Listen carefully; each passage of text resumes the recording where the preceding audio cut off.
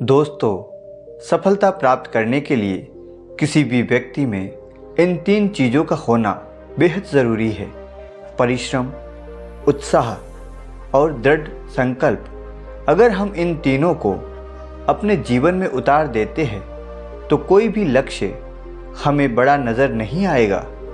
हमारा लक्ष्य तब तक हमारी नज़रों से दूर रहता है जब तक हम अपने लक्ष्य के प्रति पूर्ण रूप से समर्पित नहीं होते हैं और फालतू की बातों में अपना समय और ऊर्जा को बर्बाद करते रहते हैं। अगर सफल होना है तो अपने लक्ष्य के प्रति दृढ़ संकल्पित होकर उसकी तरफ बढ़ना पड़ेगा। आज की बोध कहानी द्वारा आप ये जानोगे कि कैसे एक कठिन से कठिन लक्ष्य को भी आसानी से हासिल किया जा सकता है। आप हमारी वीडियो में खो जाओ उससे पहले हमारे इस चैनल को सब्सक्राइब करना न भूलें। दोस्तों, पुराने समय में किसी नगर में एक राजा राज्य करता था। वह राजा अपनी प्रजा को पुत्रवत प्रेम करता था। उसका राज्य हर प्रकार से संपन्न था। किसी भी प्रकार की उस राज्य में कोई कमी नहीं थी, परंतु उस राजा के कोई संतान नहीं थी। यह बात राजा को अंदर ही अंदर खाए जा रही थी। समय के साथ वह राजा भी बूढ़ा होता चला गया तो उसे इस बात की चिंता होने लगी कि मेरे बाद इस राज्य को कौन संभालेगा, कौन इस राज्य का वारिस बनेगा जो अपने प्रजा को उसके जैसा पुत्रवत प्रेम करेगा। ये सब सोच सोच कर राजा अंदर ही अंदर से कांप जाता था। उसे डर था कहीं उसका राज्य किसी गलत आदमी के हाथों में न चला जाए। इसी सोच विचार में राजा ने काफ़ी दिन निकाल दिए। एक दिन राजा को अपने बोध गुरु की याद आई। राजा ने सोचा अब इस समस्या का समाधान तो उसे अपना गुरु ही बता सकता है। राजा अपने सैनिकों के साथ अपने बोध गुरु से मिलने के लिए गुरु की कुटिया की तरफ निकल गया। अब राजा अपने गुरु के पास पहुंचा तो उसे गुरु ने राजा से पूछा कि हे राजन, आज यहाँ आने का क्या कारण है। राजा बोला, गुरुदेव, मेरे मन में एक विकट समस्या चल रही है।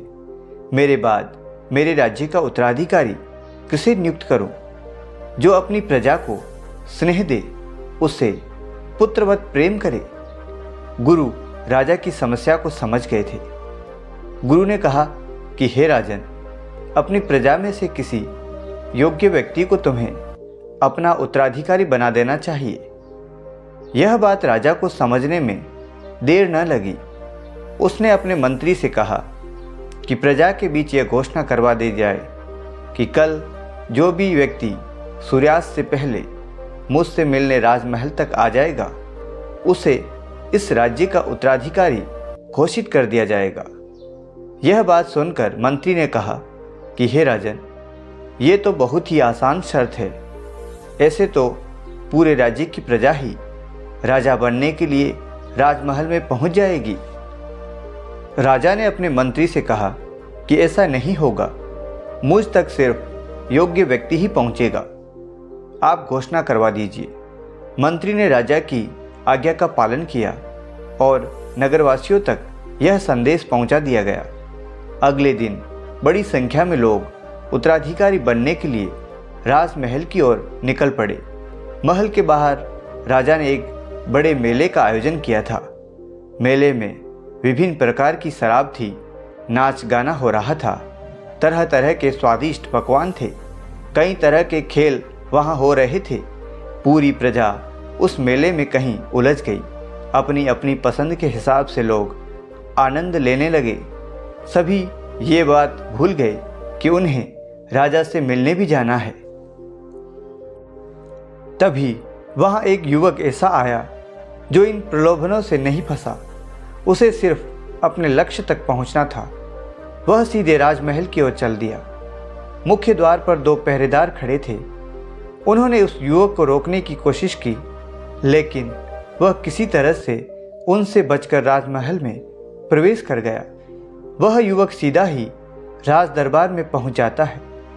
वहां पर उसे राजा और मंत्री मिल जाते हैं। राजा युवक को अपने पास आया हुआ देखकर खुश हो जाता है।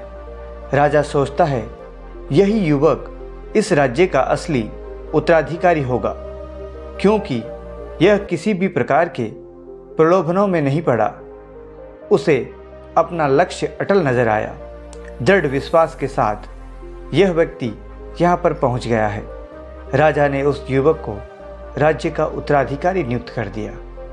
दोस्तों, कैसी लगी आपको कहानी? अगर अच्छी लगी है तो वीडियो को लाइक और चैनल को सब्सक्राइब ज़रूर कर दीजिएगा। धन्यवाद।